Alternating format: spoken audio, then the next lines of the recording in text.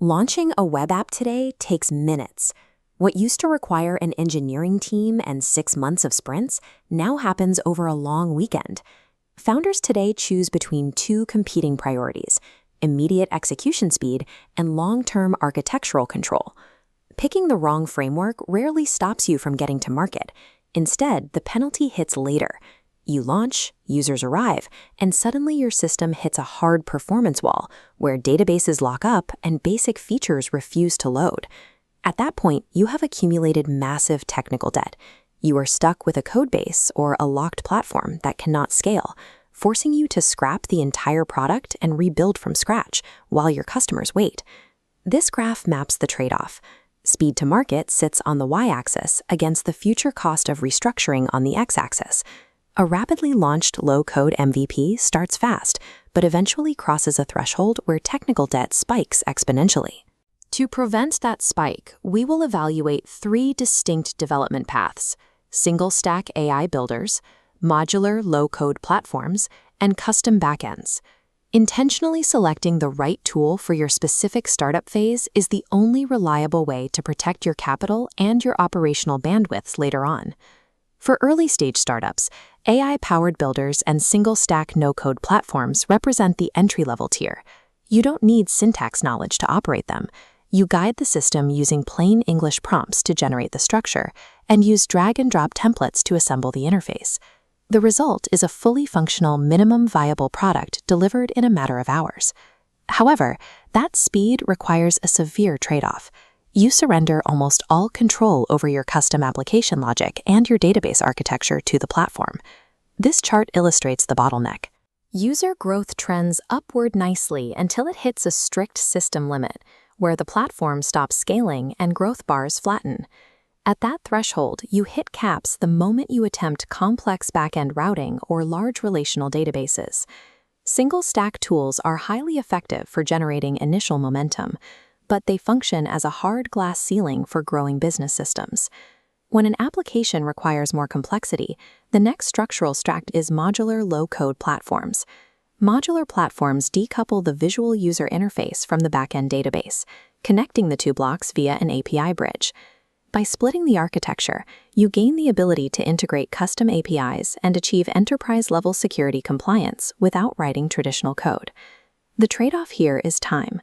Mastering these platforms requires a steep learning curve, taking months to comprehend the database relationships and workflow constraints. You also face variable operating expenses. These platforms usually rely on workload-based pricing, meaning your monthly server costs scale up rapidly with every user interaction and database query. Modular low-code provides the architectural power of traditional development.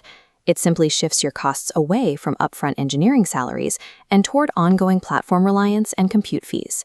Once you decide on a backend, you have to determine how users will actually access your product, through a progressive web app or a native mobile app. A progressive web app utilizes a single codebase.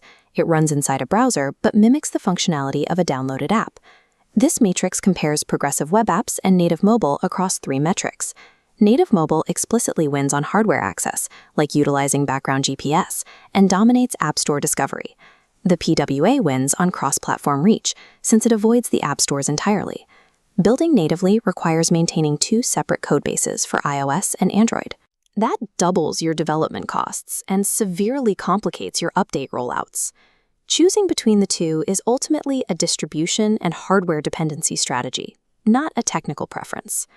The highest tier of application building bypasses builders entirely in favor of custom backend development and infrastructure management. This path requires hiring a dedicated engineering team to write server-side logic and structure relational databases entirely from scratch. This grants absolute data architecture control, zero platform lock-in, and the ability to scale infrastructure without vendor-imposed caps. However, the barriers to entry are severe. It requires a massive upfront capital investment. Deployment timelines stretch into months, and you accept the heavy, permanent, ongoing burden of server maintenance and DevOps. Custom development grants ultimate architectural freedom, but it shifts the liability of infrastructure stability and security directly onto your shoulders. There is no universally superior development framework. Success relies entirely on matching your toolset directly to your business objective. This flowchart maps out the decision criteria, starting with one defining question. What is your primary goal today? If you are a solo founder seeking to validate an idea or gather early market feedback, your path leads directly to AI and single-stack builders. Your goal right now is speed to market and rapid iteration. You do not need permanent infrastructure yet. If you are building a B2B SaaS or a data-heavy product that requires robust internal logic and strict security, follow the branch to modular low-code.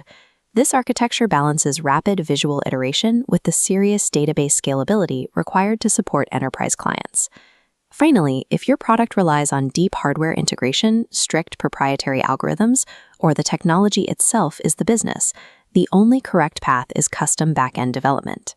Core intellectual property and highly bespoke data architectures cannot be safely outsourced to a third-party builder. The best development framework solves your immediate startup bottleneck while securing enough architectural runway for the next 18 months of growth.